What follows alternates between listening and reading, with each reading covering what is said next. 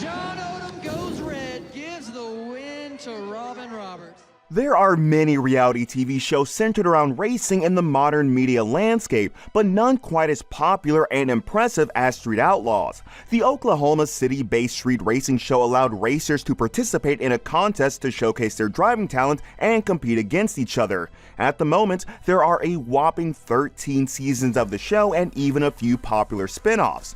One of these spin-offs was Street Outlaws No Prep Kings, which is also the series that introduced us to Robin Roberts. This particular spin-off of Street Outlaws is hosted by show veteran Chuck, who acts as race master on a whole new no-prep track where 32 racers, both established drivers and newcomers, compete to become the ultimate no-prep winner and receive $40,000 first-place prize. And that's $40,000 per episode, which means the stakes are high for all competitors. Although the show premiered in 2018, audiences were introduced to Robin Roberts in 2021 when he competed in the show. The racer, who's in his 50s, became an instant favorite of the fans, and when we learn about his story, it becomes clear that the adoration is well-deserved. But in more recent news, while filming the latest season of the show, Robin Roberts managed to have a huge accident, the details of which we'll be discussing today. The biggest thing about drawing Robin Roberts, it's great because I didn't draw my teammate Jerry Bird. Before Robin Roberts was a racer and a beloved crew member of the Street Outlaws series, he was a young boy who was very much in love with cars. His website claims that his passion for street racing began with his very first car, a 1972 Challenger, and that he would race it all over Kansas, his hometown, to look for trouble. When speaking to Dragzine, Robin explained that when he was young, he would always tell his dad that he would build the fastest street car in America completely seriously, even though it amused his dad greatly.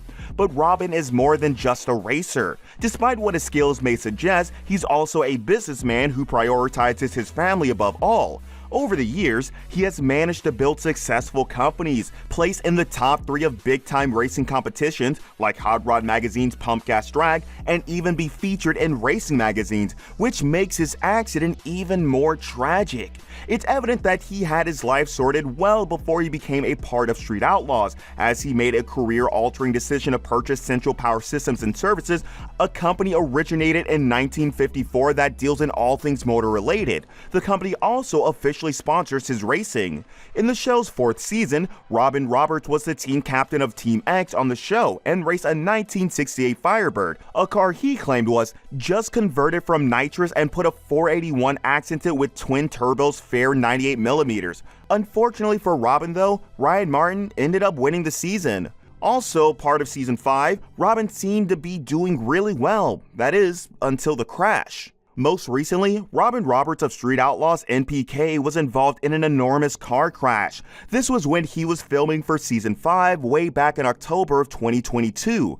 The incident took place when he visited Rockingham Dragway in North Carolina while he was racing against Justin Swanstrom. His 1968 Pontiac Firebird moved towards the center line, and as he pulled the car back towards the middle of the lane, it lurched into the retaining wall. Robin was rendered unconscious, but unfortunately, that's not where the incident stopped. As the car kept its motion and went down the racetrack, it bounced off the opposite wall before finally stopping. Roberts had to be pulled from the vehicle via an emergency helicopter and transported to a hospital in Charlotte for treatment.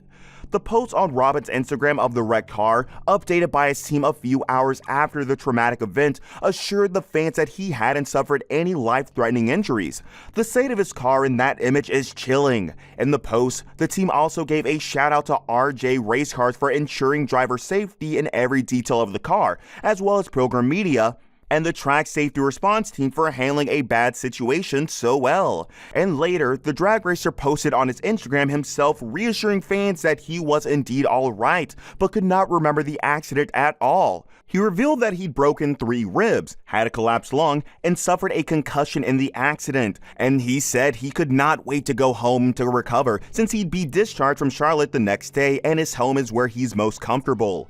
And it seems to us that he's been recovering well since he's been posting posting a lot, most recently about Street Outlaws No Prep Kings. The latest post on his account is announcing a tour, specifically the NPK Tour in Australia. In the caption of the image with the text "No Prep Kings vs Australia," he talked about how excited he was to represent the USA as part of a 10-team field headed for Street Outlaws versus the world. He teased about updates and promised more information on Monday. Anyone who knows Robin Roberts would know of his beloved Firebird, since the car and the racer have been inseparable ever since it was constructed. He debuted his state-of-the-art new Firebird, built last year by the team of RJ Race Cars at the Boise, Idaho in August. While we've all seen the wrecked state of Robin's car and may think it's gone for good now, RJ's crew is apparently very well versed in repairing race cars. So who knows, maybe we'll see Firebird on the racetrack again next year. Over the course of his recovery, the cast and crew of No Prep Kings showed up for Robin, which just goes to prove just how close they are in real life. Chuck, his co-star on the show, wrote on Facebook, "Prayers for Robin Roberts here at Rockingham. Bad crash into the wall. Praying for good news from the hospital." Besides that, fans have also wished him a quick recovery, as one fan insightfully noted that the car could be replaced, but Robin couldn't. Over the last couple of years, Robin has become an intrinsic part of Street Outlaws and a widely adored crew member of the show. This means that he has also commented on the nature of the show both off and on camera. Viewers would be familiar with the cutthroat and raw nature of the competition, but they'd also be aware of Robin is usually fairly level-headed. And as a calm individual on the show, he noted that the camera on his co-stars doesn't always do an effective job of truly depicting their behavior. When asked if the people on the show are truly as cocky as they appear on television, he truthfully answered with a no. Apparently, the racers are just incredibly competitive. He gave the example of Chuck, who comes across as the cockiest on screen, being a really good dude to hang out with. He also mentioned how certain moments are cut in a very specific way for the sake of creating drama. But that's not all he posts about on his social media accounts. Scrolling through Robin's social media feeds, in particular his Facebook feed, where he's very active, you can very evidently see that above all else, Robin Roberts is a family man through and through. Married to his wife, Melody Roberts, for over a decade now, Robin is now a proud grandfather. The two tied the knot in August of 2009, so well before Street Outlaws was even a thing. He has 3 daughters, and that, along with his grandchildren, apparently adds up to 9 grandchildren. The couple lives in Smithville, Missouri. Most of his posts on Facebook include his family and business, since Street Outlaws isn't his primary job. As a viewer of Street Outlaws, one may only see Robin as a drag racer who's incredibly passionate about his craft and single-minded. But while his contributions to the world of street racing shouldn't be undermined, he also has an established business.